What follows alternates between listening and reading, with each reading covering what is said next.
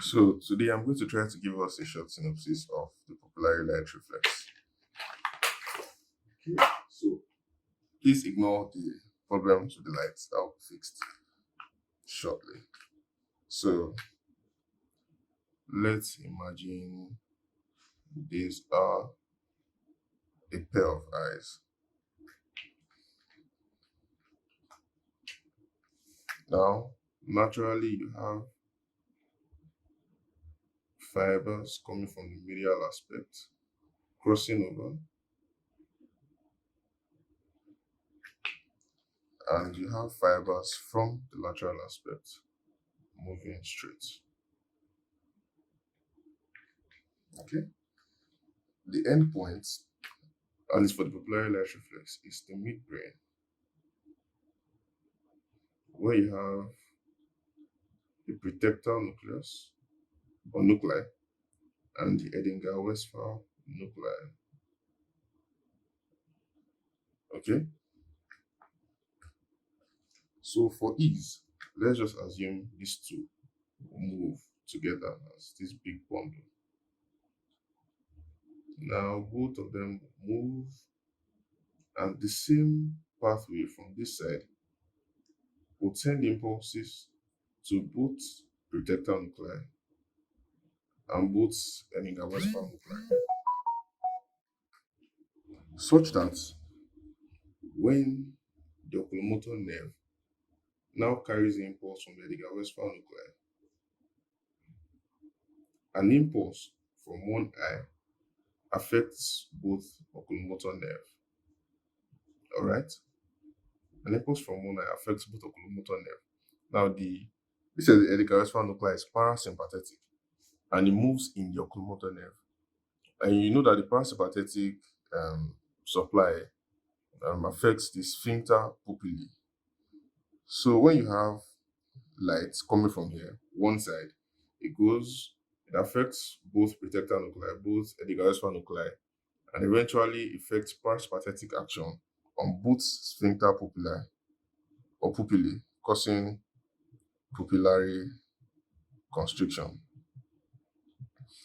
There will be a more detailed video on that soon, but I hope you understand. Now, moving on. Let's look at the light reflexes. So let's see, this is the left, and this is the right pupil. Okay, so let's just represent them on this and this.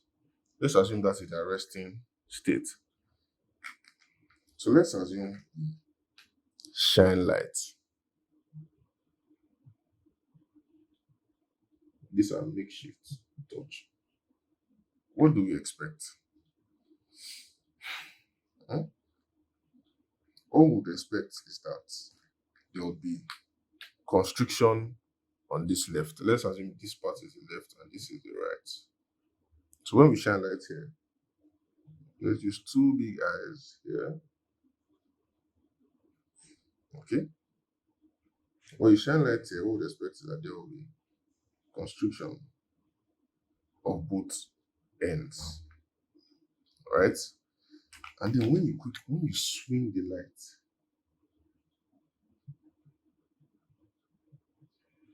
what do you expect to see? Okay, let's assume you swung the light.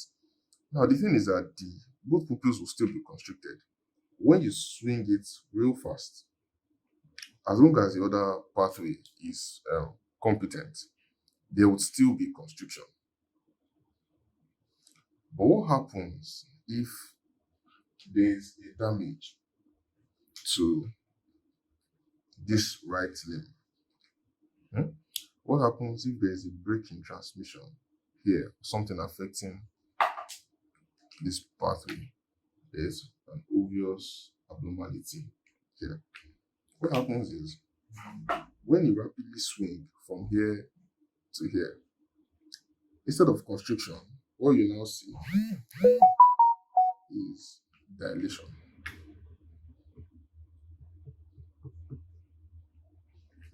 Because there's a problem here and you rapidly swung the light over to the other side, instead of the normal constriction that you see dilation because no impulse is moving.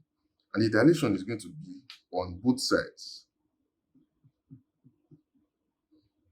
eh, because there's a break in transmission. If you swing it over again to this side, because this side is competent and it affects both eyes, you'd see constriction. Sorry. So you swing it.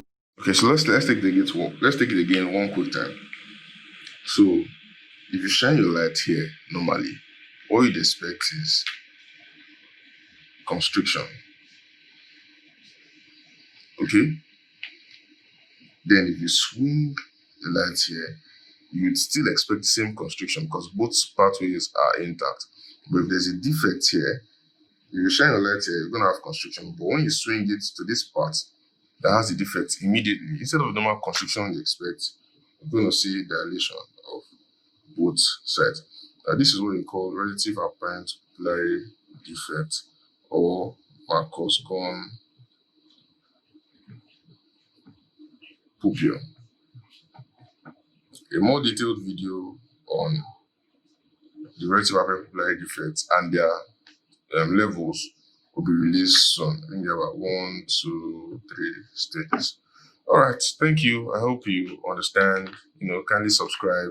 More videos to be out soon, and follow our Instagram and YouTube channels at Damian BBS. Thank you.